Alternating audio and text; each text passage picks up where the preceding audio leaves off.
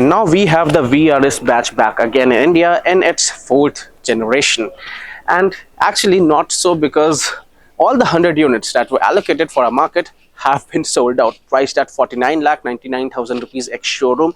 Now this thing, yes, it is sold out, but company has said that they are going to do something for those who still aspire to own a VRS batch. Now this car has a lot to live up to, so let me take you through all the details and see that actually how much it delivers on all those tall promises.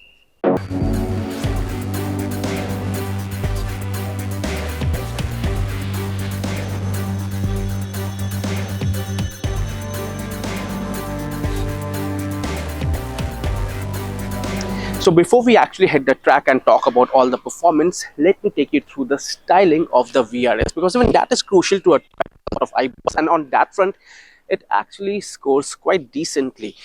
Just the way it has been styled, looks aggressive, looks sporty. Now I really like all the character lines, the sharp chiseled lines you see on the hood of the car, a good healthy dose of piano black elements on the grille, on the butterfly grille, on the bumper, and even the bumper has been done quite neatly, quite sharp. So overall, in amalgamation, again, it looks really sporty when you spot it from a distance, and flanked by these nice, quite sleek LED headlights. I like the pattern of the DRLs, the motifs, and when you just walk towards the profile of the car, now here's when things actually tend to get a bit bland, because I would have expected a slightly lowered stance, a slightly sportier detailing, but that is missing. And a big disappointment for me are the alloy wheels.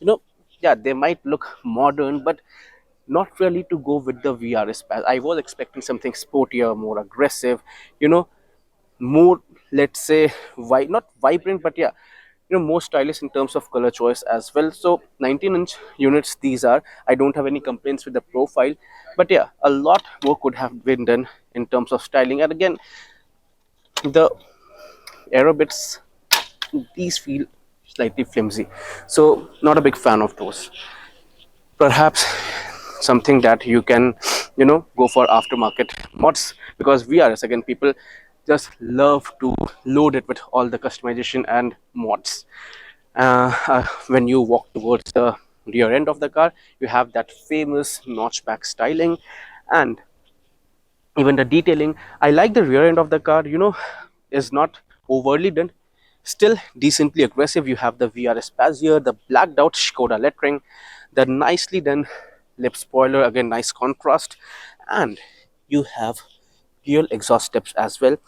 The only complaint I have that they could have done very good job with the exhaust notes. Now that again is a big disappointment, because it just sounds too normal for a VRS.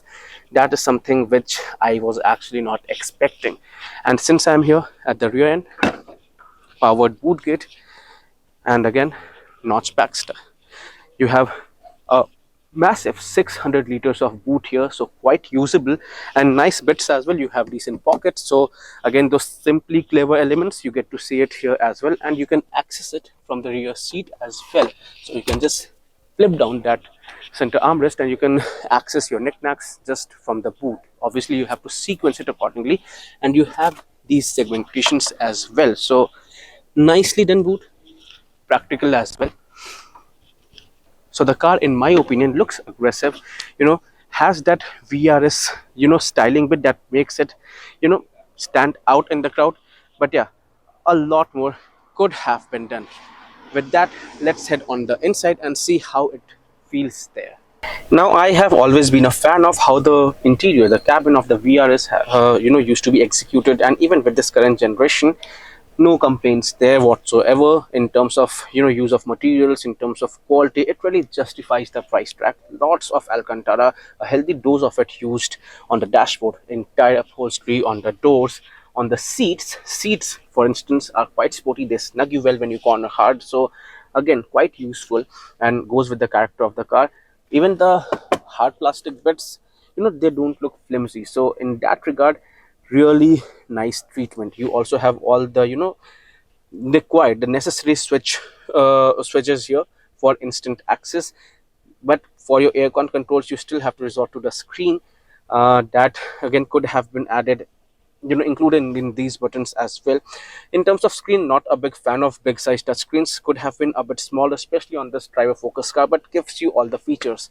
It has 3-zone climate control, ambient lighting, you have got wireless charger, wireless Apple CarPlay, Android Auto, 11 speaker content audio system that sound really good. You have auto dimming mirrors. So all the features that you expect from a car at this price point, you have it in the VRS as well. Nicely done, quite chunky.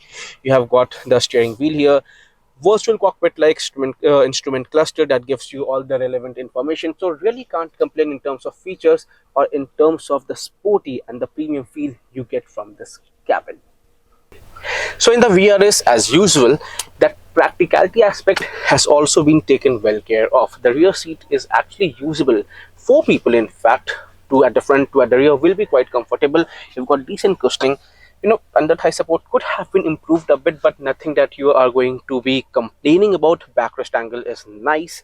You've got separate climate control, 2 charging ports. You have got your dedicated place to keep your bottles, armrest. So even when you're out on a drive with your friends and family, they won't be complaining much, and you can actually use this as your daily driver. And now the real deal, the 2-liter turbo petrol engine that belts out around 262 brake horsepower and 370 Newton meters of peak torque, mated to a 7-speed dual clutch automatic transmission, and does the 0 to 100 kilometers per hour sprint in 6.4 seconds, and has a limited top speed of 250 kilometers per hour. Now with that done, it's time for us to actually hit the track and check out all that performance. The VRS has always had a reputation to maintain, and I am happy to report that the 4th generation model doesn't disappoint.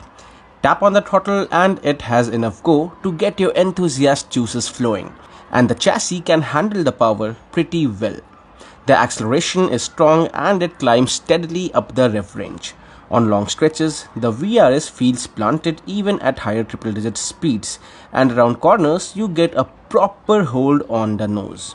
That said, the tail of the car tends to float a wee bit if you are hard on the pedal while exiting the corner. Overall, the suspension has adequate stiffness for a performance car, and the steering wheel feels engaging all along. Yes, it's still fun being behind the wheel of a VRS.